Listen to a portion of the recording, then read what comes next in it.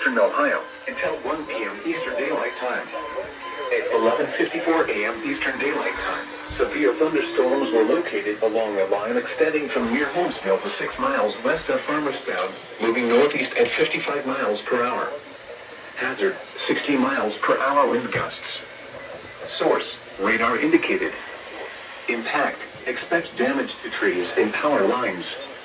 Locations impacted include Kenton, Millersburg, Massillon, Greene, Alliance, North Canton, Louisville, Berlin, Walnut Creek, Minerva, Hartville, Brewster, Navarre, Dalton, Waynesburg, East Sparta, Wilmette, Mount Eaton, Winesburg, and Farmerstown.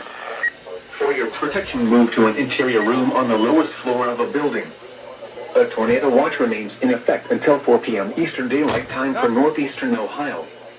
Repeating, a severe thunderstorm warning has been issued until 1 p.m. Eastern Daylight Time for the following counties in Ohio: Holmes, Stark, and Wayne.